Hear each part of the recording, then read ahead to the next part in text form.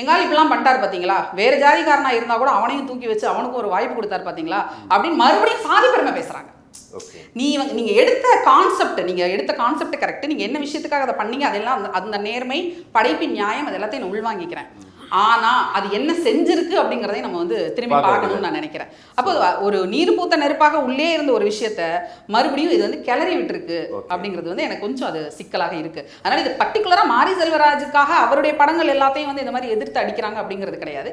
அதுல இருக்க இன்கன்சிஸ்டன்சிஸ் இப்போ என்னை பொறுத்த வரைக்கும் நான் கொஞ்சம் லாஜிக்கலாக நான் திங்க் பண்ணுறேன்னு நினைக்கிறேன். அப்படி நினைக்கிறதுனால நான் வந்து அந்த இன்கன்சிஸ்டன்சியை நான் பாயிண்ட் அவுட் பண்ணுறேன். யாருக்காக இந்த காம்ப்ரமைஸ் அவர் பண்ணார்? ஒரு ஒடுக்கப்பட்ட சமூகத்தை சேர்ந்த ஒரு மனிதனுடைய கதையை நான் வந்து ஒரு பயோபிக்காக நான் எடுக்கிறேன் அப்படின்னு சொல்லும்போது அதை இன்னும் கொஞ்சம் நேர்மையாக இந்த காலக்கோட்டை கொஞ்சம் குழப்பாமல் அது கொஞ்சம் தெளிவாக சொல்லியிருந்திருக்கலாம் அப்படிங்கிற ஒரு பாயிண்ட் வந்து என்னோட பாயிண்டாக இருக்குது. அதே மாதிரி இந்த பின்புலத்திலிருந்து வரக்கூடிய படங்கள் இப்படி தான் இருக்கும். உனக்கு வலிச்சதுன்னா அது உன் பிரச்சனை, அது என் பிரச்சனை இல்லை.